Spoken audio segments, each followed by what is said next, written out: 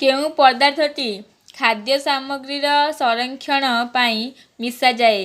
Option C प्रतिजारक। प्रतिजारक प्रतिजारक खाद्य सामग्रीर संरक्षण पाई मिसा जाई थाए।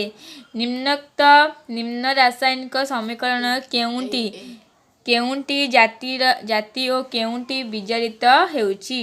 ऑप्शन ए MnO2 विजारित ओ HCl जारित हेउची। Option A right answer. रासायनिक परिवर्तन बेले केउंटी घटी न थाए? केउंटी घटी न थाए? ऑप्शन डी वस्तुत्व परिवर्तन होई न थाए। रासायनिक परिवर्तन जेतबेले हुए सेतबेले वस्तुत्व परिवर्तन घटी न थाए। धातु को तैलमुक्त करबाकू केउ सोडियम जोगीटीए व्यवहृत हुए? केउ सोडियम? Option B NaOH। धातु को तैलमुक्त करने ए सोडियम टी व्यवहृत हुए। केउं धातुटी उभय अम्ल और क्षारीय सह रासायनिक प्रतिक्रिया करे? Option D Zn। Zn car संकेत? जिंक र संकेत होची Zn। केउंटी सर्वाधिक प्रतिक्रिया शीतल धातु? ऑप्शन डी के होची सर्वाधिक प्रतिक्रिया शीतल धातु। उज्ज्वलता थिबा अधातुटी डैश किए? Option A iodine. आयोडीन होची उज्ज्वलता थिबा अधातुटी। गाल्भानाइजेशन पद्धति रे केउं धातु उपरे केउं धातुर प्रलेप दिया जाए? दस्ता उपरे। ऑप्शन डी दस्ता धातु उपरे पद्धति रे प्रलेप दिया जाए थाए।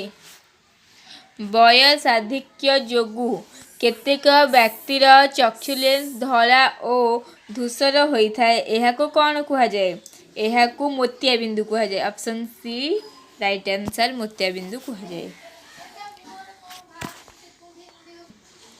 पृथ्वी रे प्राय केते व्यक्ति दृष्टिहीन? पृथ्वी रे प्राय 35 नियुत व्यक्ति दृष्टिहीन।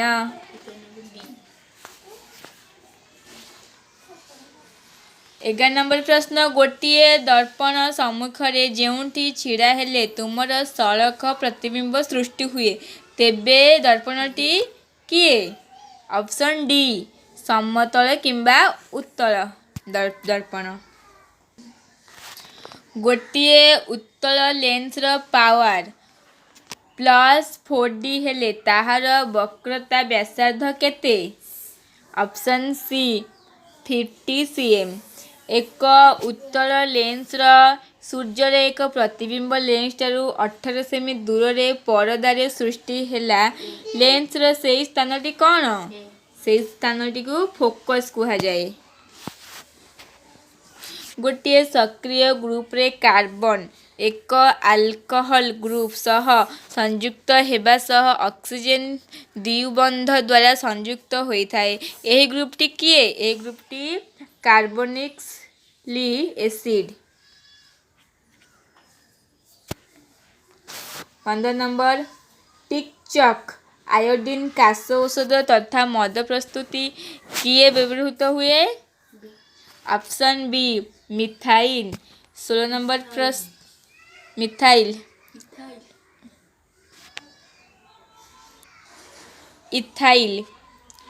16 नंबर प्रश्न मेंडेलीव पर्याय सारणीर ग्रुप 1B रे थिबा मौलिक माने आधुनिक पर्याय सारणी रे केउ ग्रुप रे अछंती? केउ ग्रुप रे? ऑप्शन सी 1100 ग्रुप रे।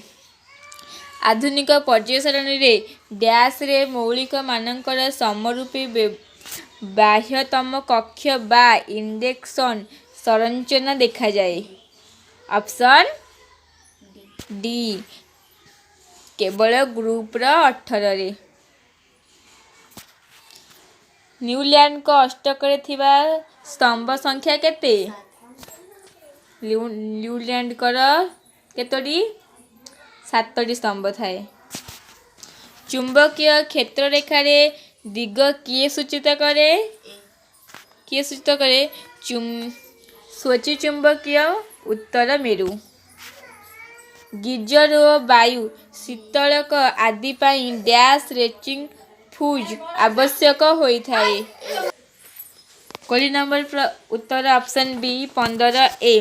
पूर्वरु पश्चिमकू थिबा एक चुंबकीय क्षेत्र मध्य एक ए कणिका उत्तररू दक्षिण गति कले ताहार विक्षेप केउ आड़कू हेब तल आड़कू हेब option A.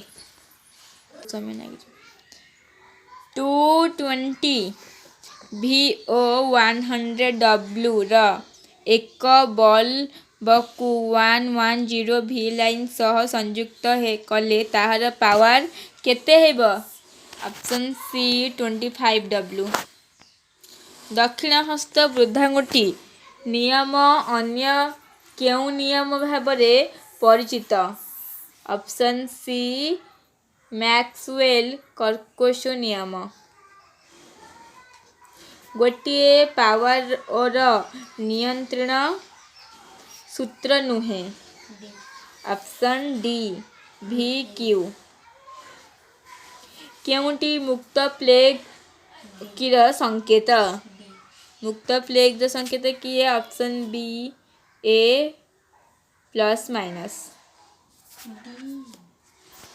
Option D.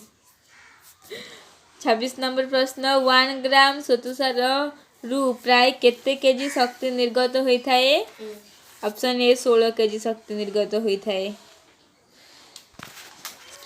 Glucose रा संकेत कौन ऑप्शन बी ग्लूकोज रा संकेत होची C6H12O6 C6H12O6। इंपोर्टेंट प्रश्न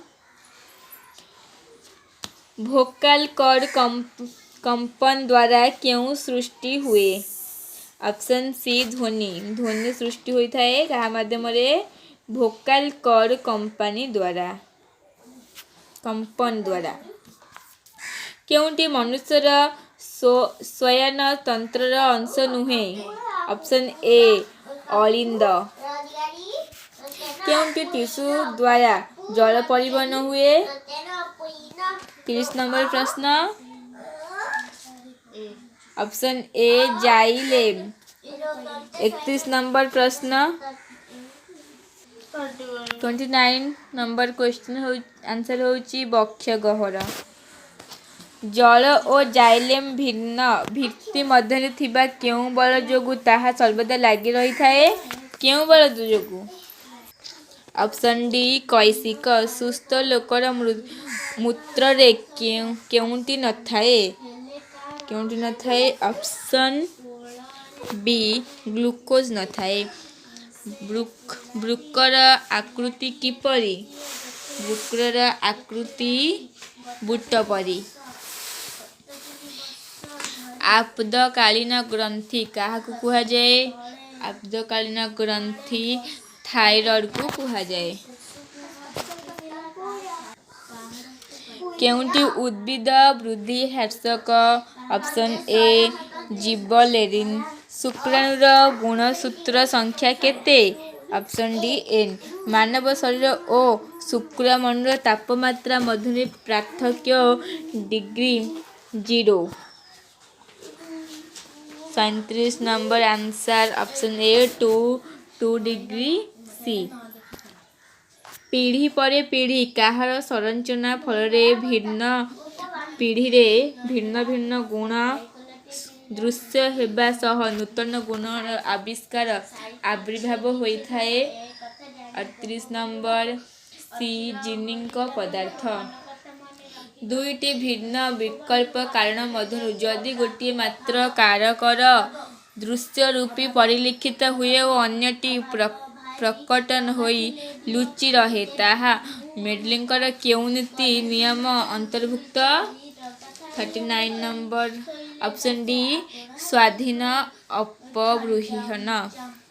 40 विवर्तन संपर्कित आधुनिक संश्लेषित तत्व काहा उपरे आधारित काहा उपरे ऑप्शन बी क्रोमोजोम। କ୍ରୋମୋଜୋମ୍ରେ ତ୍ରୁଟି।